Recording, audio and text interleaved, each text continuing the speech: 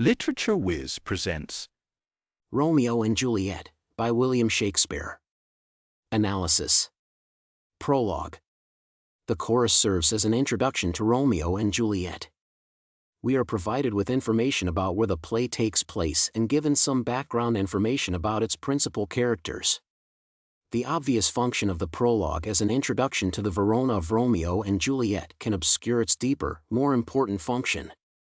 The prologue does not merely set the scene of Romeo and Juliet, it tells the audience exactly what is going to happen in the play. The prologue refers to an ill-fated couple with its use of the word star-crossed, which means, literally, against the stars. Stars were thought to control people's destinies.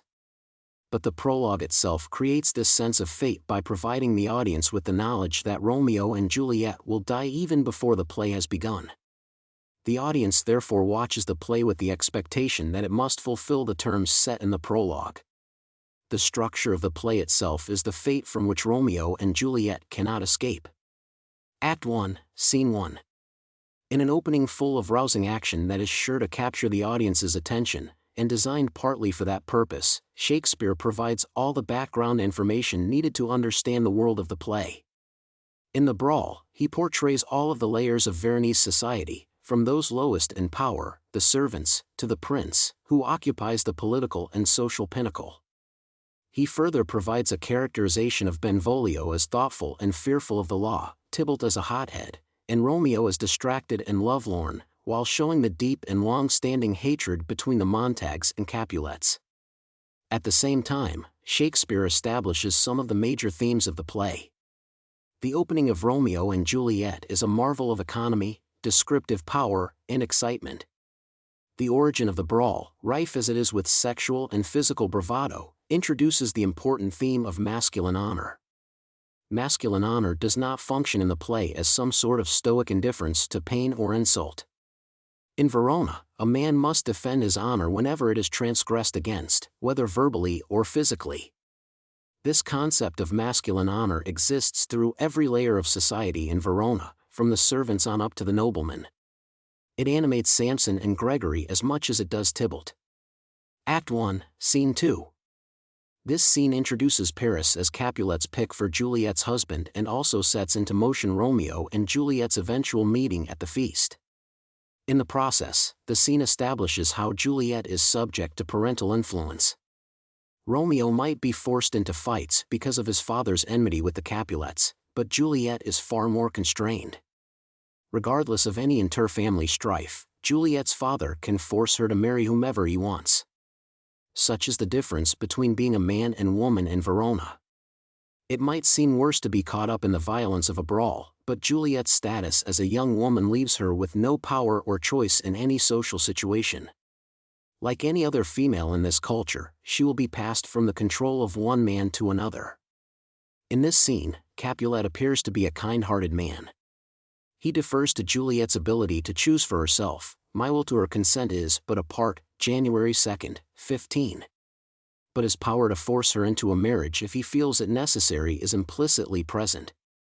Thus parental influence in this tragedy becomes a tool of fate. Juliet's arranged marriage with Paris, and the traditional feud between Capulets and Montagues, will eventually contribute to the deaths of Romeo and Juliet.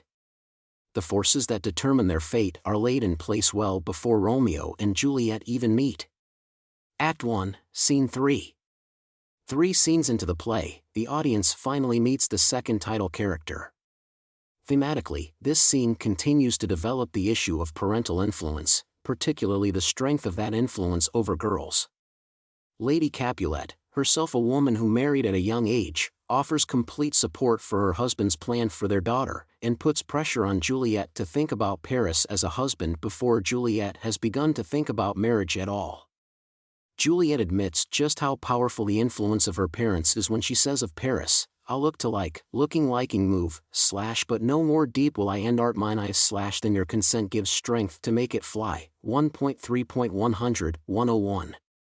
In effect, Juliet is saying that she will follow her mother's advice exactly in thinking about Paris. While providing a humorous moment, the nurse's silly anecdote about Juliet as a baby also helps to portray the inevitability of Juliet's situation. The nurse's husband's comment about Juliet falling on her back when she comes of age is a reference to Juliet one day engaging in the act of sex. His comment, therefore, shows that Juliet has been viewed as a potential object of sexuality in marriage since she was a toddler. In broad terms, Juliet's fate to someday be given away in marriage has been set since birth. Beyond thematic development, this scene provides magnificent insight into the three main female characters. Lady Capulet is a flighty, ineffectual mother. She dismisses the nurse, seeking to speak alone with her daughter, but as soon as the nurse begins to depart, Lady Capulet becomes nervous and calls the nurse back. The nurse, in her hilarious inability to stop telling the story about her husband's innuendo about Juliet's sexual development, shows a vulgar streak, but also a familiarity with Juliet that implies that it was she, and not Lady Capulet, who raised the girl. Indeed, it was the nurse, and not Lady Capulet, who suckled Juliet as a baby, January 3, 70. Act 1, Scene 4. This scene might seem unnecessary. As an audience, we already know that Romeo and his friends are headed to the feast. We already know that Romeo is melancholy and Benvolio more pragmatic.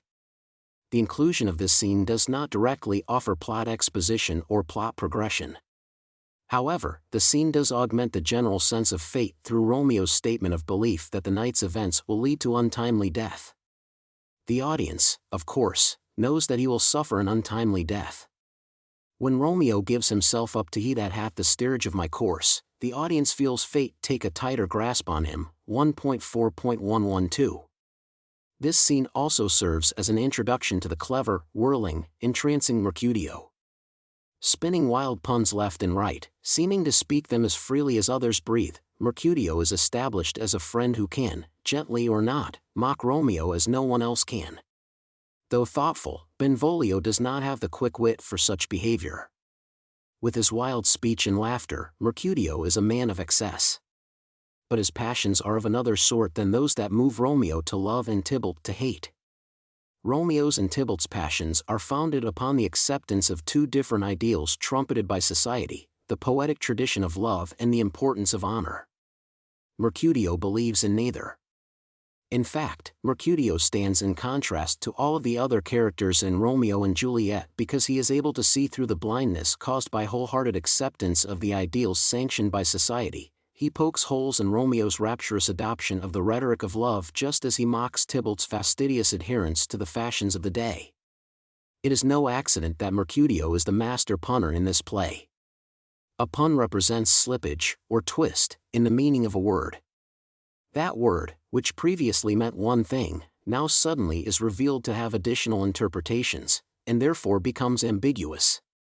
Just as Mercutio can see through words to other, usually debased meanings, he can also understand that the ideals held by those around him originate from less high-minded desires than anyone would care to admit. Act 1, Scene 5. This is the moment we've all been waiting for. Romeo sees Juliet and forgets Rosalind entirely. Juliet meets Romeo and falls just as deeply in love. The meeting of Romeo and Juliet dominates the scene, and, with extraordinary language that captures both the excitement and wonder that the two protagonists feel, Shakespeare proves equal to the expectations he has set up by delaying the meeting for an entire act. The first conversation between Romeo and Juliet is an extended Christian metaphor. Using this metaphor, Romeo ingeniously manages to convince Juliet to let him kiss her. But the metaphor holds many further functions. The religious overtones of the conversation clearly imply that their love can be described only through the vocabulary of religion, that pure association with God. In this way, their love becomes associated with the purity and passion of the divine. But there is another side to this association of personal love and religion. In using religious language to describe their burgeoning feelings for each other, Romeo and Juliet tiptoe on the edge of blasphemy. Romeo compares Juliet to an image of a saint that should be revered, a role that Juliet is willing to play. Whereas the Catholic Church held that reverence for saints' images was acceptable, the Anglican Church of Elizabethan times saw it as blasphemy, a kind of idol worship. Romeo's statements about Juliet border on the heretical. Juliet commits an even more profound blasphemy in the next scene when she calls Romeo the god of her idolatry, effectively installing Romeo in God's place in her personal religion. 2.1.156. We have discussed already how Romeo and Juliet's love seems always to be opposed by the social structures of family, honor, and the civil desire for order. Here it is also shown to have some conflict, at least theologically, with religion. When Romeo and Juliet meet, they speak just 14 lines before their first kiss. These 14 lines make up a shared sonnet, with a rhyme scheme of ababakdafeng. A sonnet is a perfect, idealized poetic form often used to write about love. Encapsulating the moment of origin of Romeo and Juliet's love within a sonnet, therefore, creates a perfect match between literary content and formal style. The use of the sonnet, however, also serves a second, darker purpose. The play's prologue also is a single sonnet of the same rhyme scheme as Romeo and Juliet's shared sonnet. The shared sonnet between Romeo and Juliet, therefore, creates a formal link between their love and their destiny. With a single sonnet, Shakespeare finds a means of expressing perfect love and linking it to a tragic fate. That fate begins to assert itself in the instant when Romeo and Juliet first meet. Tybalt recognizes Romeo's voice when Romeo first exclaims at Juliet's beauty. Capulet, acting cautiously, stops Tybalt from taking immediate action, but Tybalt's rage is set, creating the circumstances that will eventually banish Romeo from Verona. In the meeting between Romeo and Juliet lie the seeds of their shared tragedy. Act 2, Prologue, Scene 1-2. The prologue to the second act reinforces themes that have already appeared.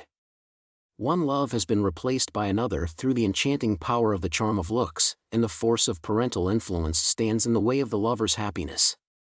This prologue doesn't function so much as the voice of fate as the first one does. Instead, it builds suspense by laying out the problem of the two lovers and hinting that there may be some way to overcome it, but passion lends them power. Time means to meet, tempering extremities with extreme sweet. 2. Prologue. 13-14.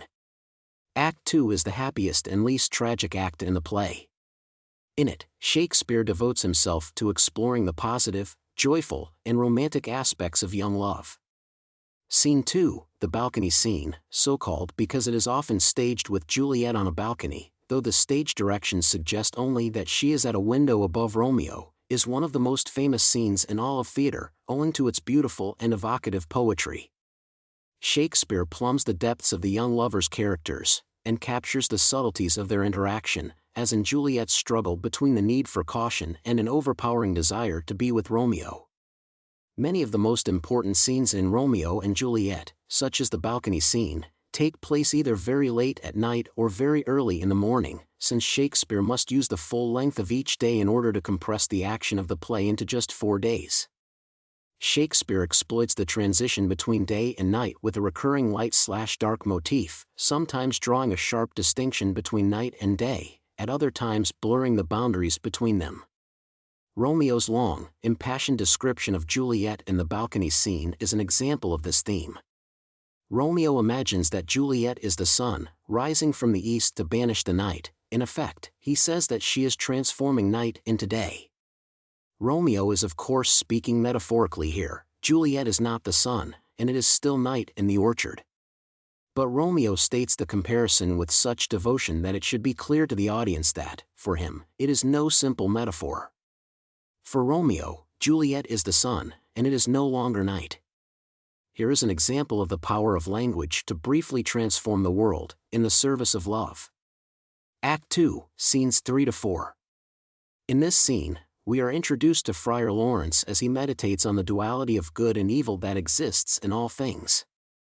Speaking of medicinal plants, the friar claims that, though everything in nature has a useful purpose, it can also lead to misfortune if used improperly, for naught so vile that on the earth doth live. But to the earth some special good doth give. Nor aught so good but strain from that fair use. Revolts from true birth, stumbling on abuse. Virtue itself turns vice, being misapplied. And vice sometimes by action dignified. 2.3.17-22. At the end of this passage, the friar's rumination turns toward a broader application. he speaks of how good may be perverted to evil and evil may be purified by good. The friar tries to put his theories to use when he agrees to marry Romeo and Juliet. He hopes that the good of their love will reverse the evil of the hatred between the feuding families. Unfortunately, he later causes the flip side of his theory to come into play, the plan involving a sleep-inducing potion, which he intends to preserve Romeo and Juliet's marriage and love, results in both of their deaths. The thematic role of the friar in Romeo and Juliet is hard to pin down. Clearly, Friar Lawrence is a kind-hearted friend to both Romeo and Juliet. He also seems wise and selfless. But while the friar appears to embody all these good qualities that are often associated with religion, he is also an unknowing servant of fate. All of his plans go awry and create the misunderstandings that lead to the final tragedy.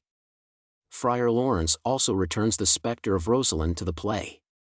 The friar cannot believe that Romeo's love could turn so quickly from one person to another.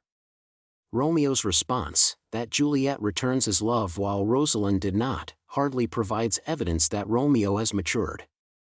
The question of Rosalind continues on into the next scene when Mercutio begins to ridicule Romeo's lovelorn ways by mockingly comparing Rosalind to all the beauties of antiquity. It is interesting to note that one of these beauties, Thisbe, is found in a myth that very closely resembles the plot of Romeo and Juliet. The events of the play prove Romeo's steadfast love for Juliet, but Romeo's immature love for Rosalind, his love of love, is never quite erased. He remains too quick to follow the classic examples of love, up to and including his suicide. In addition to developing the plot by which Romeo and Juliet will wed, Act 2, Scene 4 offers a glimpse of Romeo among his friends. Romeo shows himself to be as proficient and bawdy a punner as Mercutio. This punning Romeo is what Mercutio believes to be the true Romeo, suddenly freed from the ludicrous melancholy of love. Why, is not this better than groaning for love? Now art thou sociable, now art thou Romeo, 2.4.76-77. In the last scene, Juliet tried to battle the social world through the power of her private love. Here Mercutio tries to assert the social language of male bravado and banter over the private introspection of love. Interestingly, both Juliet and Mercutio think they know the real Romeo. A conflict emerges, even friendship stands in opposition to Romeo's love. Romeo must remain both the private lover and the public Montague and friend, and he must somehow find a way to navigate between the different claims that his two roles demand of him. Act 2, Scenes 5-6. Throughout these scenes, Shakespeare emphasizes the thrilling joy of young, romantic love. Romeo and Juliet are electric with anticipation. In a wonderfully comic scene, Juliet can barely contain herself when the nurse pretends to be too tired to give her the news. Romeo is equally excited, brashly and blasphemously proclaiming his love is the most powerful force in the world. Though the euphoria of love clearly dominates these scenes, some ominous foreshadowing is revealed. The nurse's joking game in which she delays telling Juliet the news will find its sad mirror in a future scene, when the nurse's anguish prevents her from relating news to Juliet and thereby causing terrible confusion. A more profound foreshadowing exists in the friar's observation, in reference to Romeo's powerful love, that these violent delights have violent ends. 2.6.9. Every audience member knows that the play is a tragedy and that Romeo and Juliet will die. The friar's words, therefore, are more than just a difference of opinion with Romeo, they reinforce the presence and power of fate. Friar Lawrence's devotion to moderation is interesting in that it offers an alternative to the way in which all the other characters in Romeo and Juliet live their lives. From Romeo to Tybalt, and Montague to Capulet, every character follows passion and forsakes moderation. The friar criticizes this way of acting and feeling, noting its destructiveness. Friar Lawrence is most certainly correct, but after expounding his belief, the friar gets himself embroiled in all of the excess and passion he counsels against. The passion of the young lovers might be destructive, but it is also exquisitely beautiful. If Romeo and Juliet were moderate in their affection, their love would not strike such a chord. Act 3, Scene 1. The sudden, fatal violence in the first scene of Act 3, as well as the build-up to the fighting, serves as a reminder that, for all its emphasis on love, beauty, and romance, Romeo and Juliet still takes place in a masculine world in which notions of honor, pride, and status are prone to erupt in a fury of conflict. The viciousness and dangers of the play's social environment are dramatic tools that Shakespeare employs to make the lovers' romance seem even more precious and fragile. Their relationship is the audience's only respite from the brutal world pressing against their love. The fights between Mercutio and Tybalt and then between Romeo and Tybalt are chaotic. Tybalt kills Mercutio under Romeo's arm, flees, and then suddenly, and inexplicably, returns to fight Romeo, who kills him in revenge. Passion outweighs reason at every turn. Romeo's cry, "Oh, I am fortune's fool," refers specifically to his unluckiness in being forced to kill his new wife's cousin, thereby getting himself banished. 3.1.131. It also recalls the sense of fate that hangs over the play. Mercutio's response to his fate, however, is notable in the ways it diverges from Romeo's response. Romeo blames fate, or fortune, for what has happened to him. Mercutio curses the Montagues and Capulets. He seems to see people as the cause of his death, giving no credit to any larger force. Elizabethan society generally believed that a man who was too much in love lost his manliness. Romeo clearly subscribes to that belief, as can be seen when he states that his love for Juliet had made him effeminate. Once again, however, this statement can be seen as a battle between the private world of love and the public world of honor, duty, and friendship. The Romeo who duels with Tybalt is the Romeo who Mercutio would call the true Romeo. The Romeo who sought to avoid confrontation out of concern for his wife is the person Juliet would recognize as her loving Romeo. The word effeminate is applied by the public world of honor upon those things it does not respect. In using the term to describe his present state, Romeo accepts the responsibilities thrust upon him by the social institutions of honor and family duty. The arrival of the prince and the angry citizens shifts the focus of the play to a different sort of public sphere. Romeo's killing of Tybalt is marked by rashness and vengeance, characteristics prized by noblemen, but which threaten the public order that citizens desire and the prince has a responsibility to uphold. As one who has displayed such traits, Romeo is banished from Verona. Act 3, Scenes 2-4. The love between Romeo and Juliet, blissful in Act 2, is tested under dire circumstances as the conflict between their families takes a turn more disastrous than either could have imagined. The different ways in which the young lovers respond to their imminent separation help define the essential qualities of their respective characters. After hearing that he is to be exiled, Romeo acts with customary drama. He is grief-stricken and overcome by his passion. He collapses on the floor. Romeo refuses to listen to reason and threatens to kill himself. Juliet, on the other hand, displays significant progress in her development from the simple, innocent girl of the first act to the brave, mature, and loyal woman of the play's conclusion. After criticizing Romeo for his role in Tybalt's death, and hearing the nurse malign Romeo's name, Juliet regains control of herself and realizes that her loyalty must be to her husband rather than to Tybalt, her cousin. Shakespeare creates an interesting psychological tension in Romeo and Juliet by consistently linking the intensity of young love with a suicidal impulse. Though love is generally the opposite of hatred, violence, and death, Shakespeare portrays self-annihilation as seemingly the only response to the overwhelming emotional experience of being young and in love. Romeo and Juliet seem to flirt with the idea of death throughout much of the play, and the possibility of suicide recurs often, foreshadowing the eventual deaths of the lovers in Act 5. When Juliet misunderstands the nurse and thinks that Romeo is dead, she does not think that he was killed, but that he killed himself. And thinking that Romeo is dead, Juliet quickly decides that she too must die. Her love for Romeo will allow no other course of action. Romeo's actual threat of suicide in Friar Lawrence's cell, in which he desires to sack the hateful mansion, 3.3.106-107, that is his body so that he may eradicate his name, recalls the balcony scene, in which Romeo scorns his Montague name in front of Juliet by saying, "Had I it written, I would tear the word, February 1st, 99. In the balcony scene, a name seemed to be a simple thing that he could hold up in front of him and tear. Once torn, he could easily live without it. Now, with a better understanding of how difficult it is to escape the responsibilities and claims of family loyalty, of being a Montague, Romeo modifies his metaphor. No longer does he conceive of himself as able to tear his name. Instead, now he must rip it from his body, and, in the process, die. Act 3, Scenes 5. To combat the coming of the light, Juliet attempts once more to change the world through language. She claims the lark is truly a nightingale. Where in the balcony scene Romeo saw Juliet as transforming the night into day, here she is able to transform the day into the night.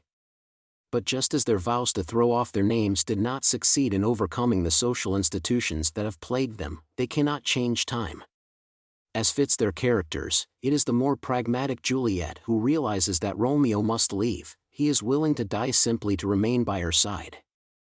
In a moment reminiscent of the balcony scene, once outside, Romeo bids farewell to Juliet as she stands at her window. Here, the lovers experience visions that blatantly foreshadow the end of the play. This is to be the last moment they spend alive in each other's company. When Juliet next sees Romeo, he will be dead, and as she looks out of her window she seems to see him dead already. "Oh God, I have an ill-divining soul, methinks I see thee, now thou art so low, as one dead in the bottom of a tomb, either my eyesight fails, or thou look'st pale."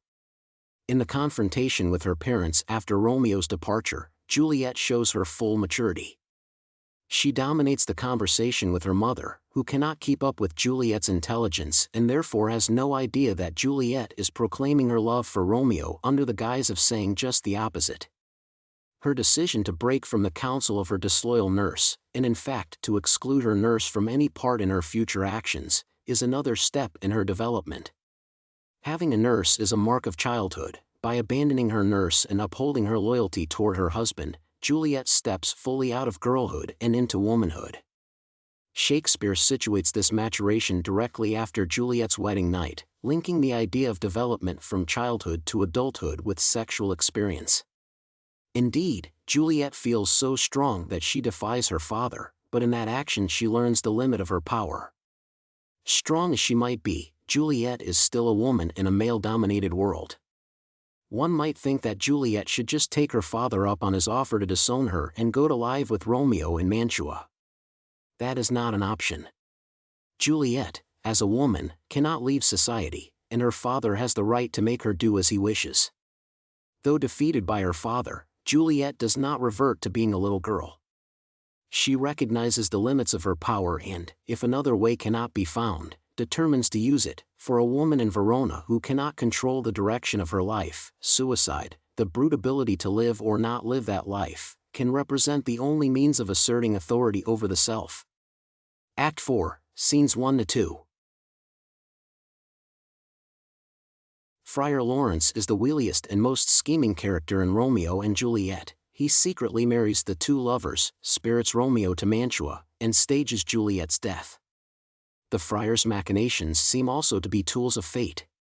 Yet despite the role Friar Lawrence plays in bringing about the lovers' deaths, Shakespeare never presents him in a negative, or even ambiguous, light. He is always treated as a benign, wise presence. The tragic failure of his plans is treated as a disastrous accident for which Friar Lawrence bears no responsibility.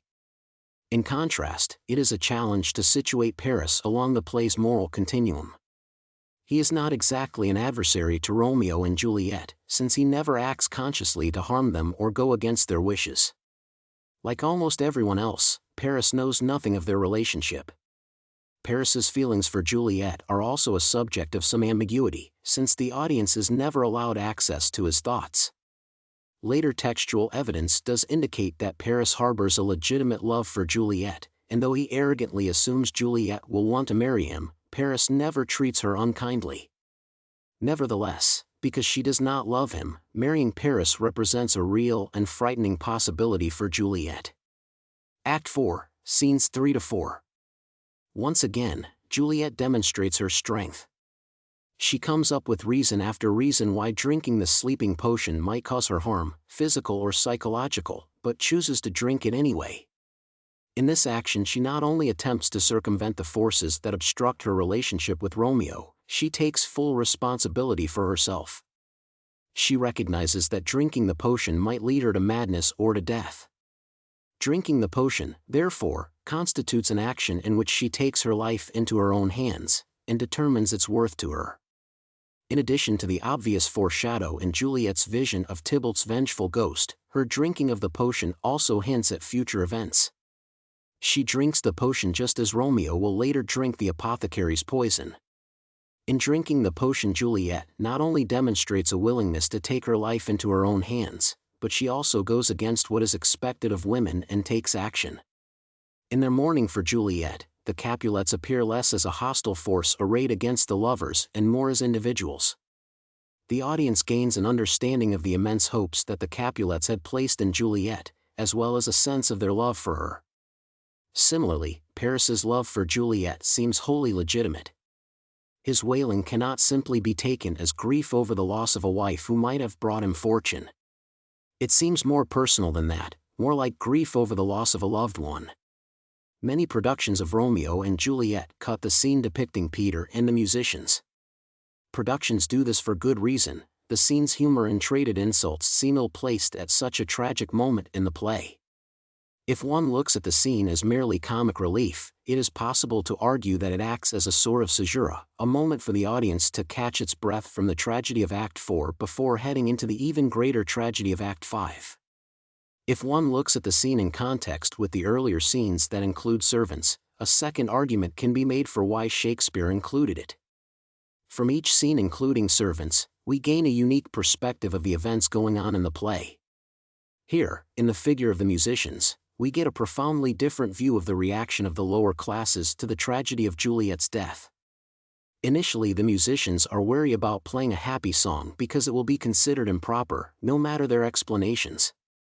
It is not, after all, for a mere musician to give explanations to mourning noblemen. As the scene progresses, it becomes clear that the musicians do not really care much about Juliet or the tragedy in which she is involved.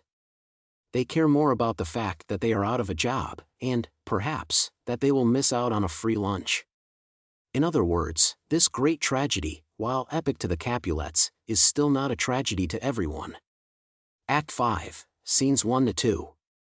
The sequence of near misses in this section reveals the inescapable work of fate. There is no reason for the friar's plan to go wrong. But an outbreak of plague forces Friar John into quarantine and prevents him from delivering Friar Lawrence's letter to Romeo, while Balthasar seeks out Romeo with news of Juliet's death. Just as the audience senses an inviolable fate descending on Romeo, so too does Romeo feel trapped by fate. But the fate the audience recognizes and the fate Romeo sees surrounding him are very different. The audience knows that both Romeo and Juliet are bound to die. Romeo knows only that fate has somehow tried to separate him from Juliet. When Romeo screams, "Then I defy you, stars," he is screaming against the fate that he believes is thwarting his desires. May 1, 24. He attempts to defy that fate by killing himself and spending eternity with Juliet. "Well, Juliet," he says, "I will lie with thee tonight." May 1, 34. Tragically, it is Romeo's very decision to avoid his destiny that actually brings fate about. In killing himself over the sleeping Juliet, he ensures their ultimate double suicide. Through the irony of Romeo's defiance rebounding upon himself, Shakespeare demonstrates the extreme power of fate. Nothing can stand in its way. All factors swing in its favor: the outbreak of the plague, Balthasar's transmission of the message of Juliet's death, and Capulet's decision to move Juliet's wedding date. But fate is also something attached to the social institutions of the world in which Romeo and Juliet live. This destiny, brought about by the interplay of societal norms from which Romeo and Juliet cannot escape, seems equally powerful, though less divine. It is a fate created by man, and man's inability to see through the absurdity of the world he has created. Now, in this scene, we see Romeo as the agent of his own fate. The fortune that befalls Romeo and Juliet is internal rather than external. It is determined by the natures and choices of its two protagonists. Were Romeo not so rash and emotional, so quick to fall into melancholy, the double suicide would not have occurred. Had Juliet felt it possible to explain the truth to her parents, the double suicide might not have occurred. But to wish someone were not as they were is to wish for the impossible. The love between Romeo and Juliet exists precisely because they are who they are. The destructive, suicidal nature of their love is just as much an aspect of their natures, both as individuals and as a couple. In the character of the apothecary, once again, Shakespeare provides a secondary example of the paradoxical and pressing social forces at work in the play. The apothecary does not wish to sell poison because it is illegal, banned by society. But it is the same society that makes him poor and that insists on validity of the differences between rich and poor. The apothecary is pushed to sell the poison by external forces that he, like Romeo, feels completely unable to control. Act 5, Scenes 3. The deaths of Romeo and Juliet occur in a sequence of compounding stages. First, Juliet drinks a potion that makes her appear dead.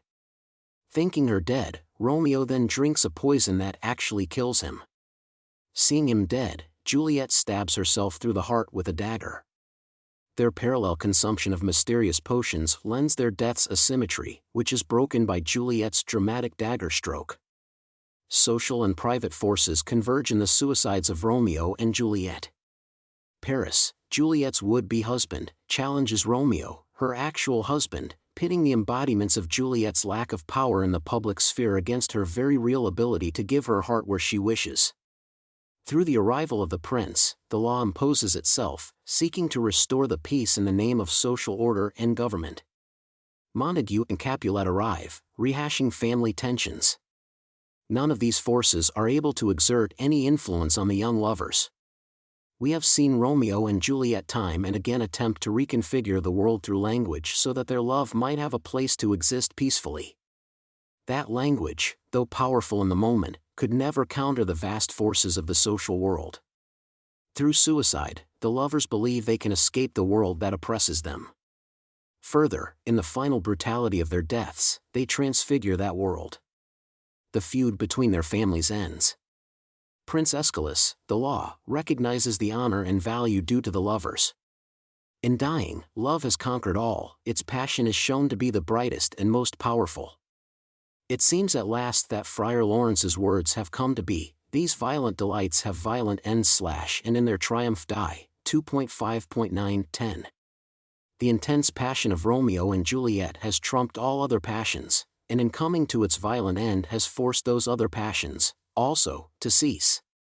One senses the grand irony that in death Romeo and Juliet have created the world that would have allowed their love to live. That irony does exist, and it is tragic. Because of their impulsive, last-ditch effort at preserving their love, Romeo and Juliet have forfeited the opportunity to enjoy that same love and to experience the resulting peace from the feud's end. At the play's conclusion, we not only feel wrenched by the rash act that Romeo and Juliet have committed to immortalize their love, but also saddened by the unnecessary loss of two young lives. Their deaths are not meant to be glorified or idealized, but rather to show the desperate and tragic lengths the lovers felt they must go to in order to preserve their love. Thank you for watching. If you want the videos to continue, all you have to do is like and subscribe. You can share the books you want with us as comments. May the magic be with you.